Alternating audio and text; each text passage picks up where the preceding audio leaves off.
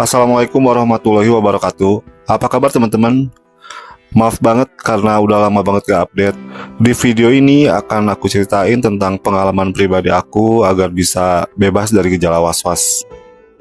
Kali ini aku akan ceritain tentang salah satu metode yang insya Allah bisa ngebantu kita buat kuat ngelawan was-was ini. Dan sebenarnya poin metode ini udah pernah aku ceritain guys di video aku sebelumnya. Cuma di video ini, aku akan ceritain panjang lebar kenapa cara ini bisa sangat ngebantu banget guys. Nah, di video yang pernah aku upload ini, aku kan pernah bilang kalau kita harus mulai bergaul dengan orang-orang yang beriman. Pertanyaannya, balik lagi nih, emang kriteria beriman itu kan gak ada yang tahu ya, karena itu pribadi masing-masing dan kita nggak bisa ngelihat orang dari luarnya aja. Cuma aku bakalan runtutin aja dari poin ini. Yang ingin aku jelasin dari poin ini adalah kita tuh harus banyak bergaul sama teman-teman yang mengajak kita kepada ketaatan dan kebaikan guys. Kalau kayak aku, dulu sebelum aku kena was-was, bisa dibilang aku bergaulnya itu sama siapa aja. Cuma saat itu, aku emang belum belajar tentang Islam. Jadi pergaulannya juga ya kayak pada umumnya aja, kayak mahasiswa baru yang lain. Cuma memang aku dulu menjauhi agama dan pemikiran aku memang saat itu emang sangat-sangat liar dan sangat sekuler ya guys. Dan ketika aku kena was-was, itu juga aku berbarengan dengan masa-masa dimana aku udah nggak kuliah lagi. Alhasil aku jadi banyak banget menghabiskan waktu sendiri. Sampai akhirnya seiring waktu, berbagai ikhtiar lainnya itu aku lakuin buat bisa bebas dari gejala was-was ini. Saat itu tanpa aku sadari kalau ternyata circle pertemanan aku itu berubah guys.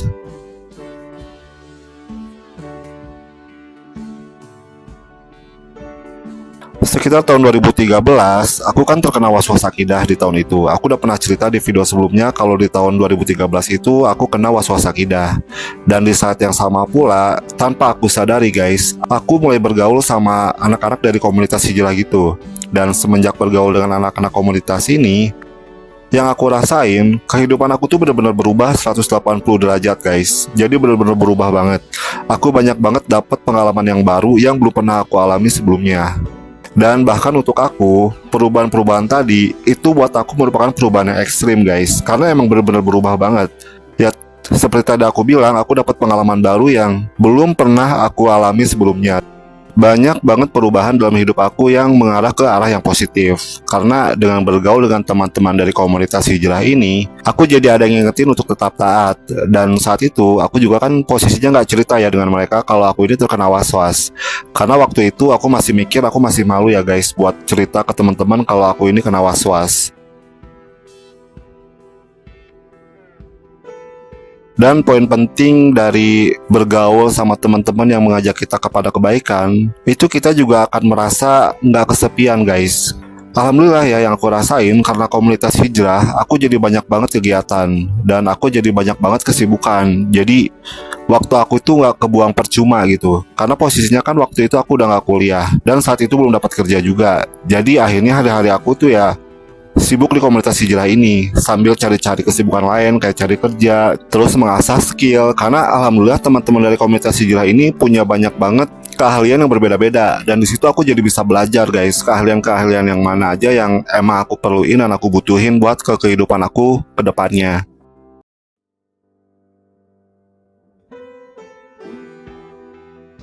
Nah, balik lagi guys, dengan bergaul dengan teman-teman dari komunitas hijrah ini, kita jadi banyak banget kegiatan yang positif. Jadi hari-hari kita disibukkan sama kegiatan-kegiatan yang positif. Karena nih guys, kalau kena was-was ini, itu diusahakan banget kita jangan banyak menghabiskan waktu sendirian. Karena dengan sendirian itu cuma akan bikin kita semakin kepikiran karena was-was ini. Pikiran kita kayak terobsesi banget sama was-was yang kita alami ini. Dan rasanya itu akan semakin berat kalau misalkan kita terlalu banyak sendirian. Banyak bergaul sama teman-teman dari komunitas hijrah ini, itu juga banyak banget ngasih perubahan yang positif, terutama dari segi pemahaman guys. Karena tadi aku bergaul sama teman-teman hijrah, jadi kita kerjanya itu sering banget datang ke kajian-kajian di masjid-masjid di kota aku guys. Dan otomatis kayak pemahaman agama aku juga bertambah pada saat itu ya. Dan dengan adanya teman-teman yang dari komunitas hijrah ini, kita juga bisa curhat atau sharing tentang masalah was-was yang kita alami guys. Kalau case aku dulu, aku malu banget buat cerita kalau aku kena was-was. Jadi teman-teman aku ini baru tahu kalau aku pernah kena was-was, itu justru pas udah bertahun-tahun pas aku udah sembuh. Jadi sedikit cerita, itu di tahun 2018, aku pernah ketemu sama teman baru aku dan dia ternyata kena was-was yang udah parah banget. Dan dari situ aku baru mulai cerita ke teman-teman di komunitas aku kalau dulu tuh aku pernah kena was-was yang sama parahnya, bahkan lebih parah. Dan dari situ mereka tahu gitu kalau aku ternyata dulu pengidap was-was. Padahal nih kalau bisa, kita tuh bisa share guys tentang masalah kita ini ke teman-teman kita yang emang mereka lebih ngerti agama gitu guys. Karena kita perlu untuk sharing atau curhat atau seenggaknya beban yang kita alami ini itu akan semakin ringan rasanya guys. Nah karena itu, kalau kalian pengen sembuh dari was-was ini, mulai sekarang kita mulai deh cari lingkungan yang baik, yang bisa kira-kira ngebantu kamu buat ngelaluin ujian was-was ini. Banyak banget caranya guys. Kamu bisa mungkin masuk komunitas hijrah kayak yang aku alami dulu, atau mungkin masuk komunitas apapun yang arahnya itu kepada kebaikan atau ketaatan. Atau mungkin kamu bisa masuk ke pesantren terdekat di kota kamu, biar ada guru dan teman-teman yang ngedampingin kamu. Jadi kamu tuh gak bakal sendirian dan gak akan bingung dalam menghadapi was-was ini. Karena bagaimanapun juga kita perlu teman guys, untuk bisa curhat tentang masalah kita ini, biar kita bisa dapat saran ataupun dapat insight dari teman-teman yang bisa ngebantu kita buat sembuh.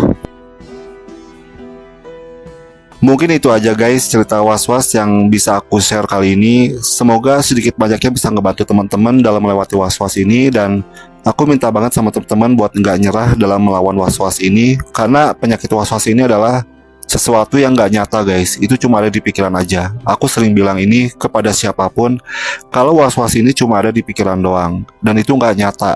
Semoga teman-teman bisa ngelawan, bisa tetap kuat, dan semoga kita bisa tetap ada di dalam petunjuknya, di dalam apapun yang kita lakuin setiap harinya guys. Assalamualaikum warahmatullahi wabarakatuh.